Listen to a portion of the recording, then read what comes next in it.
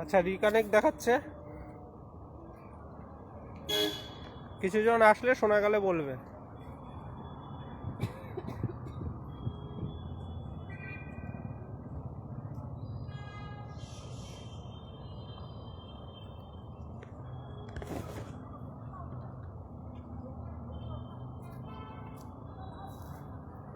লাইভে কেউ জয়েন হলে লাইভটা শেয়ার করে দিও।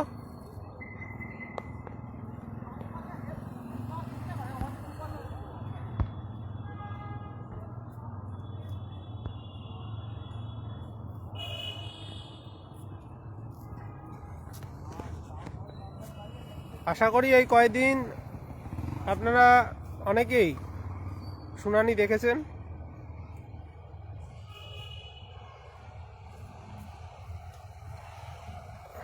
স্লো কানেকশন দেখাচ্ছে,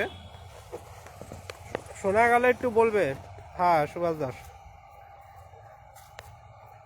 আজকেরও শুনানি ছিল এবং অন্যান্য মামলাগুলো লিস্টেড ছিল, কিন্তু একটা মামলাতেই সারাদিন গেছে। আমরা এর আগে যেটা বারবার পর্ষদে দাবি জানিয়েছিলাম, যে কোর্ট যতক্ষণ না বলছে ততক্ষণ আপনারা এদেরকে কোনোভাবেই অংশগ্রহণ করাবেন না। এবং আজকে কিন্তু খাতায় কলমে সেটা কিন্তু প্রমাণ আমরা পেলাম যে পর্ষদ আমাদের দাবি কিন্তু মানবে। হয়তো পোর্টালে তারা অনেকে আবেদন করছে, যারা বিএড দিয়ে পাশ করেছিল এবং ডিএলএড আছে, অনেকে আবেদন করছে। এতে তো পর্ষদের লাভ, পর্ষদ সেখানে তাদের ফিসটাও পাচ্ছে। তো সেই প্রেক্ষিতে হয়তো অনেকে আবেদন করছে এবং পর্ষদের লাভও হচ্ছে। এবং আমরা যেরকম দাবি জানিয়েছিলাম যে কর্মরত শিক্ষক যারা রয়েছে তাদেরকে পোর্টালে বাদ দিতে হবে, বা বিএডেরা পোর্টালে বাদ দিতে হবে, তখন আমরা আভাস পেয়েছিলাম যে এরকম সিস্টেম তাদের হাতে নেই যে তাদের পোর্টালে আটকে দেবে। যারা ধরুন বিএড দিয়ে পাশ করেছে বা যারা কর্মরত শিক্ষকরা রয়েছে তাদের পোর্টালে যে আটকে দেবে নিয়োগের, সেরকম সিস্টেম পর্ষদ বলেছে নেই। তবে এটা চাইলে হয়তো করা যেত, আমার যেটুকুনি ধারণা। সেই দাবিটা রেখেছিলাম, কিন্তু সেটা করেনি। তবে আজকের আপনারা দেখলেন যে লিখিতভাবে পর্ষদ কিন্তু মানে তথ্য দিয়ে দাবি জানালো যে যে কেউ আবেদন করতেই পারে, কিন্তু সেগুলো পরবর্তীকালে কিন্তু তারা কনসিডার করবে না। এবার যদি করবে না, কোর্টে বলেছে। যদি করে তখন তো আমাদের যে পেন্ডিং মামলাগুলো রয়েছে সব, সেগুলো নিয়ে ব্যবস্থা আমরা করবই অবশ্য। প্যানেল বেরোনোর আগে পর্যন্ত লড়াই হবে। আজকেও আমাদের মামলা একটা লিস্টে ছিল, একটা না দুটো ছিল।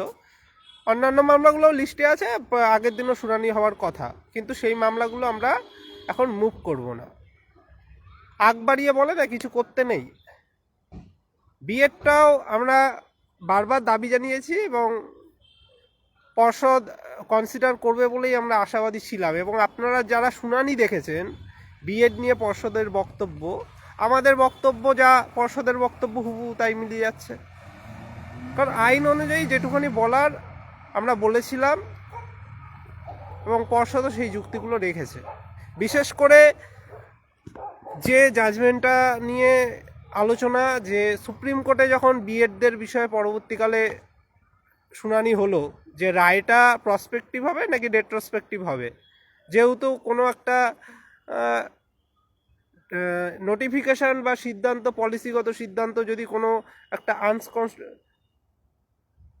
যাচ্ছে, যদি সংবিধান বিরোধী হয় এবং মৌলিক অধিকার খর্ব করে, তখন সেটা রেট্রোস্পেক্টিভ হয় যদি না বলা থাকে। তা শুরু থেকে, যবে থেকে ওই জিনিসটা তৈরি হয় তবে থেকেই সেটা লাগু হয়। এবার এই জিনিসটা হলে তো যারা যারা ধরুন চাকরি পেয়েছে 18-র পর থেকে বিএড দিয়ে যারা চাকরি পেয়েছে বিভিন্ন জায়গায়, তাদের তো সবার চাকরি চলে যেত। তো সেখানে দাঁড়িয়ে কোর্ট একটা বিবেচনা করবে বলেই আমরা বুঝতে পারছিলাম যে যারা অলরেডি চাকরি পেয়েছে তাদের। এবার এটা যাতে আর এক্সটেন্ড না হয়, মানে বাকিদের ক্ষেত্রে না হয়, যদি শুধু প্রসপেক্টিভ বলে দিত, আজকে কিন্তু আমরা কিছু হাইকোর্টের দাবিই জানাতে পারতাম না। যদি সুপ্রিম কোর্টে সেই দিন রায়টা শুধু প্রসপেক্টিভ বলে দিত এবং কোনো কন্ডিশন না দিত, বাকি কন্ডিশনগুলো এমনি এমনি হয়নি, কিন্তু অন্যান্য যে বিভিন্ন রাজ্যের উকিলরা এসেছিল, আমাদের এখান থেকে আজকে দেখেছেন আপনারা যে পর্ষদের তরফ থেকে শুরু করে বিভিন্ন যে দাবিগুলো রাখা হয়েছে সেগুলো কিন্তু সুপ্রিম কোর্টেও রাখা হয়েছিল। আমাদের তো আমি হাঁটতে হাঁটতে বলছি, এখানে হয়তো শোনা যাচ্ছে না। আমরা কিন্তু সুপ্রিম কোর্টে যে দুবার শুনানি করিয়েছিলাম সেই রায়টার সময়, মামলাটার সময় দুবার আমাদের তরফ থেকে কিন্তু সিনিয়র অ্যাডভোকেট গিয়েছিলেন, এবং সেখানে গিয়ে অন্যান্য যে অ্যাডভোকেটরা রয়েছে যারা আমাদের পক্ষে ছিল সেই সময়, আর বিপক্ষ পার্টি অনেক বড় বড় উকিল দাঁড় করিয়েছিল সেই সময়টায়, তো সবাই আলোচনা করে আন্ডারস্ট্যান্ডিং করে যুক্তি উপস্থাপন করা হয়েছিল দুদিন শুনানি। তখন কিন্তু ওই রায়টা হয়েছিল যে এই ছাড়টা শুধুমাত্র যারা চাকরি করছে তাদের, এবং কি যারা কোনো কোর্টের কোনো শর্ত দেওয়া নেই তাদের, বাকিদের ক্ষেত্রে এটা রেট্রোস্পেক্টিভই ধরা হবে, এই সেন্সে কিন্তু জাজমেন্টটা হয়েছে। এবং সেটা 142 ইউজ করেছে বোঝা যাচ্ছে, যদিও ক্লিয়ার করে বলা নেই, যেটা শুধুমাত্র সুপ্রিম কোর্টের পাওয়ার রয়েছে কমপ্লিট জাস্টিস করার জন্য। সেই জাজমেন্টটা দিয়েই আজকে দেখলেন, আজকেও বললো ওই জাজমেন্টটায় যদি আমরা সুপ্রিম কোর্টে তখন লড়াইটা না দিতাম, তখন যদি শুধু রায়টা হতো পার্সপেক্টিভ, আমরা আজকে কিছু বলারই জায়গা ছিল না, কোনোভাবেই আটকাতে পারতাম না। জানি না কি রায় হবে। আজকে শুনানি হয়ে বলেছে 8 তারিখে অর্ডার পাস করবে। আমাদের মোটামুটি যা বক্তব্য সবটা বলেছে। সুবীর সান্যাল স্যারের আর্গুমেন্ট যারা দেখেছেন এই কয়েকদিন, যা আর কোনো পয়েন্ট বাকিই থাকে না আর কি, সমস্ত পয়েন্ট বলেছে। তবে একটা জিনিস যেটা হালকাভাবে বলেছে, ওই দাবিটা পুরো অর্ডার কপি দিয়ে দেখায়নি, সেটা হচ্ছে অন্যান্য বিভিন্ন রাজ্যেও আমাদের রাজ্যের মতো বিষয় হয়েছিল, সেই জাজমেন্টগুলো আমি দিয়েছিলাম, এবং তাদের সার্টিফিকেট এমন লিখে দেওয়া হয়েছিল। তো সেটা আগের দিন বলেছিল হালকা করে, জাজমেন্টগুলো দেখায়নি। বাকি সব পয়েন্ট যা আমাদের বক্তব্য সব কিন্তু পর্ষদ বলেছে। এবার রায় কি হবে জানি না, দেখতে হবে। এবার রায়টা ওদের যেটা গ্রাউন্ড, আমি আজকে পোস্টও করলাম বাধ্য হয়ে, যে কাট অফ তারিখ, একটা যদি কাট অফ তারিখ পর্ষদ বলে দিত। আমি লাস্ট যেবার দেখা করতে গেলাম সেখানে গিয়ে প্রায় 1 ঘন্টার উপর তর্ক বিতর্ক করলাম সেক্রেটারি মহাশয়ের সাথে, যে আপনারা একটা কাট অফ তারিখ দিয়ে দিন, তাহলে আমাদের থেকে শুরু করে পর্ষদের থেকে শুরু করে সবার গ্রাউন্ডটা শক্ত হয়ে যায়, তাহলে আর ওরা কিছু দাবি জানাতে পারে না। এই জায়গাটা দুর্বল করে রাখবেন না। এই জায়গাটা একটা, আমরা বুঝতে পারছি যে নিয়মে বলা আছে পাবলিকেশন যেদিন হবে, রিক্রুটমেন্ট নোটিফিকেশন সেদিন থেকেই লাগু হবে, কিন্তু ওই নিয়মটাকে 20-22 মামলায় সুপ্রিম কোর্ট অন্যভাবে ব্যাখ্যা করেছে, তাতে সমস্যা হতে পারে। এই পয়েন্টটা নিয়ে সুপ্রিম কোর্টের জাজমেন্টগুলো নিয়ে আমি 1 ঘন্টার উপর তর্ক বিতর্ক করেছিলাম এবং অনুরোধ করেছিলাম যে আপনারা একটা কাট অফ তারিখ দিয়ে দিন। যদি আজকে পর্ষদ 1 লাইন লিখে দিত নোটিফিকেশানে যে আজকের পর থেকে যারা এই যোগ্যতা অর্জন করবে ট্রেনিং বা টেট, তারা অ্যালাউ হবে না, তাহলে আমাদের গ্রাউন্ডটা অনেক বেশি শক্ত হতো। তাহলে মানে জায়গাই থাকতো না ওদের অত আর্গুমেন্ট করার। ওরা ওই একটা মাত্র পয়েন্টে লড়াইটা দিয়েছে, এবং জানি না কোর্ট কি রায় দেবে। ওই একটা দুর্বল জায়গা কিন্তু আমাদের রয়ে গেছিল, এবং পর্ষদ দাবিটা আমাদের মানেনি। পর্ষদ কি কারণে এটা করেছে জানি না, পর্ষদ ওদের জন্য পথ খুলে রেখেছে কিনা বুঝতে পারছি না। সেজন্য আমি সতর্ক হয়েই লাস্ট ডেপুটেশনেও আমাদের লেখা আছে এবং আলোচনাও 1 ঘন্টা করেছিলাম যে একটা কাট অফ ডেট বলে দিন। যাই হোক, এরকম এরা তো 23-25 ছাড়া বিএড দিয়ে তো অনেকে পাশ করেছে, যাদের ডিএলএডও আছে, অলরেডি ছিল। অনেকে 22-24-এ আছে, 21-23-এ আছে। আজকের যে মামলা হয়েছে সেটা 23-25। তো তারাও কিন্তু কোর্টে এসেছিল আগের বছরে, এ নিয়ে বলেছিলাম। সেই মামলায় কিন্তু আমরা পার্টি হয়ে আছি, সেই মামলাও তারা কিন্তু আর মুভ করতে পারেনি। তারা যখন লড়াই দেবে আমরাও লড়াই দেবো। মানে 21, 23, 22, 24 বিএড যেগুলো আছে কাউকে কিন্তু ফাঁকা মাঠে ছাড়া হবে না। এই রায়টা দেখে নেওয়া হোক এখানে কি হচ্ছে। তাই বিএড দিয়ে যারা বসেছিল আমাদের চেষ্টা থাকবে সবাইকে বাদ করার, পাশাপাশি অন্যান্য যে ডিগ্রিগুলো আছে যেগুলো প্রাথমিকে যোগ্য নয় তাদের বাদ করার। আমরা নতুন যে মামলাগুলো করেছিলাম আপনারা দেখেছেন অনেকেই, যে এনআইএস নিয়ে একটা মামলা রয়েছে আমার, ওটা ভাইরাল করে দিয়েছে অনেকে, সেটা আমরা শুনানি এখন করাবো না। সেই মামলাটা হয়তো কালকে ওঠার কথা, একটু ওয়েট করে করব। পর্ষদে যুক্তিগুলো দেওয়া হয়েছে এবং পর্ষদ তো আমাদের কথা অনেকটা রেখেই আগের বছরেও দেখেছেন যে ভেরিফিকেশনের একটা পদ্ধতি বের করেছে, এবং ওই পদ্ধতিতে যদি আমাদেরও এইবারও ভেরিফিকেশন করে, আমাদের দাবি রেখেছি ওখানে আমরা যে নতুন মামলাটা করেছি ওইভাবে ভেরিফিকেশন করতে হবে, তাহলেই প্রায় 90%-এর ওপরে এনআইএস বাদ চলে যাবে। প্রায় 9,000-এর মতো আছে, আরও কত আছে জানি না।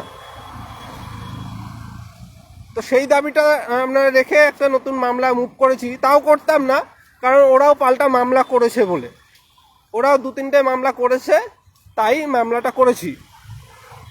সেই মামলাটা এখন মুভ করব না, লিস্টে আছে, ভাবছিলাম মুভ করবো। এখন ওয়েট করে, সময় আছে।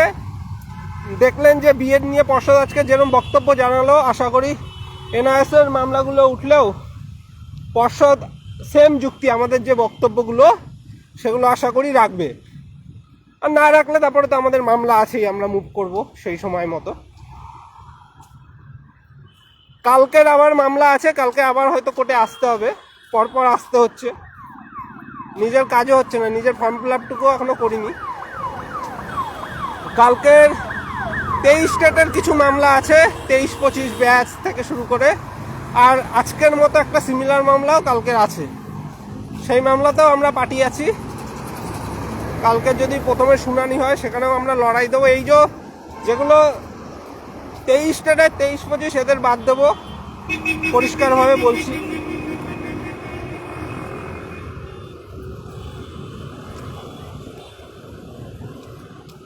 আর ইন সার্ভিস নিয়েও পদক্ষেপ করছি। অত যারা আবেদন করছে করতে দিন। আজকে তো শুনলেন পর্ষদের বক্তব্য, বিএড দিয়ে যারা আবেদন করেছে করতে দিন, সময় মতো ঠিক বাদ যাবে। আর যদি না যায় তখন আমরা তো পদক্ষেপ করবই। সেজন্য আমরা আইনি দিক থেকে মামলাগুলোও করে রাখছি অলরেডি, সময় মতো তুলবো যদি কথা না শোনা হয়। আমাদের মূল উদ্দেশ্য হচ্ছে এদের বাদ যাওয়া।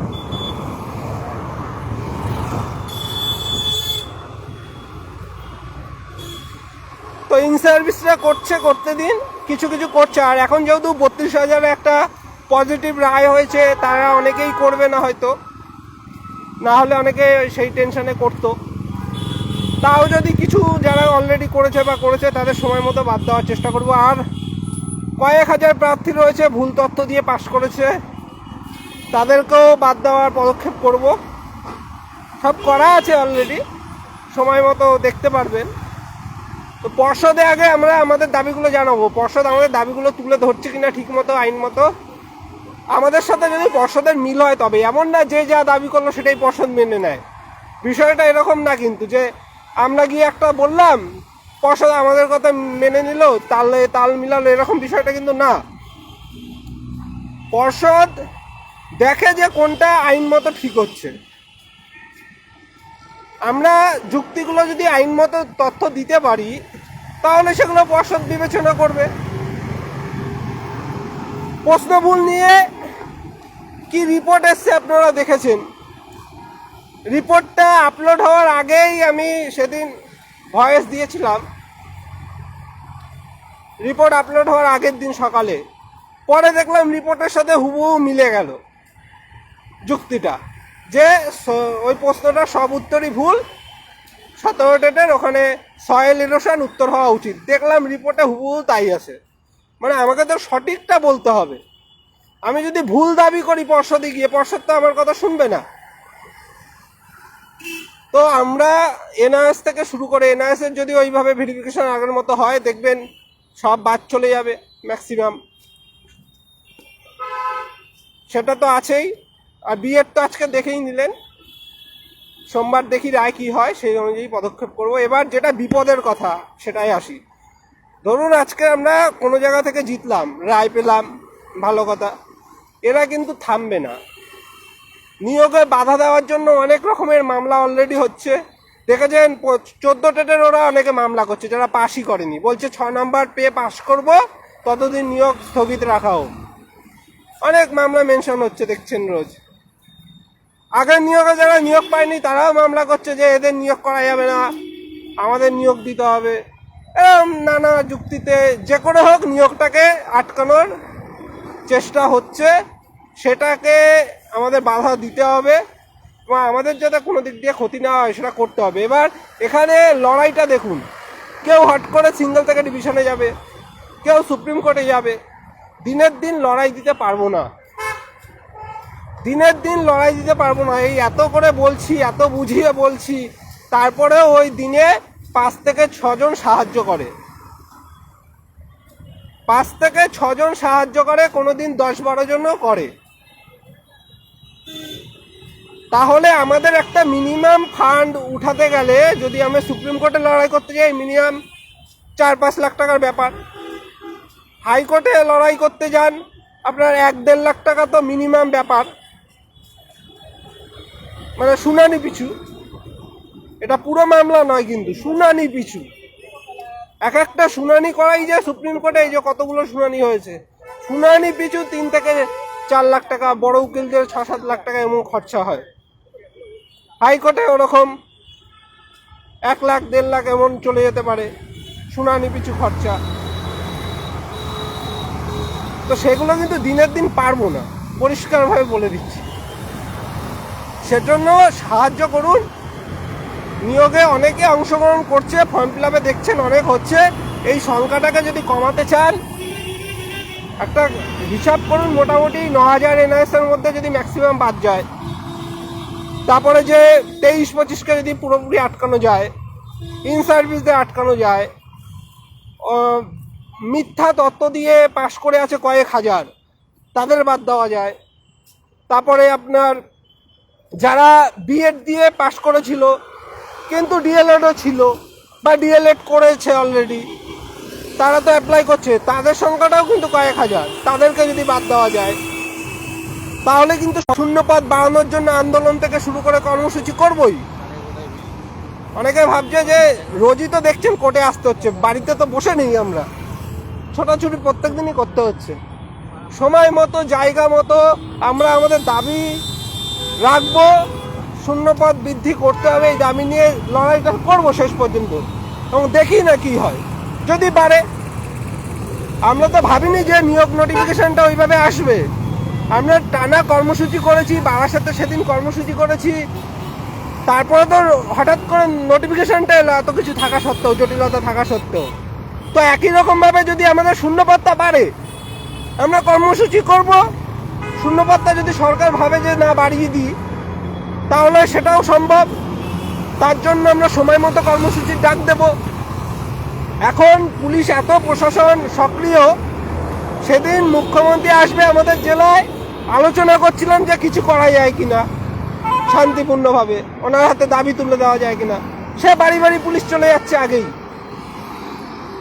তো এই জায়গাটায় চলে এসেছি আমরা, কিছু জনকে এইভাবে আটকাতে চাইছে, কিন্তু তাও কর্মসূচি করব।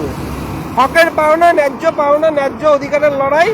শূন্যপদটা যদি কিছুটা বাড়াতে পারি, যদি সরকার কনসিডার করে, আর ওদিক থেকে যদি কম্পিটিশনটা কয়েক হাজার কিছু কমাতে পারি, তাহলে কিন্তু মোটামুটি সবাই একটা জায়গায় যাব।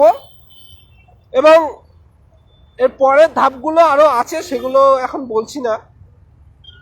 দিনের শেষে সবার চাকরিটা সুনিশ্চিত করতে হবে।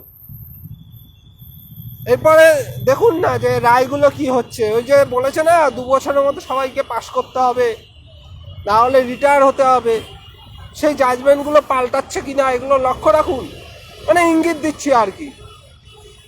তো সেই মতো হবে সব ব্যবস্থা, আইন মতো। আপনারা শুধু পাশে থাকুন।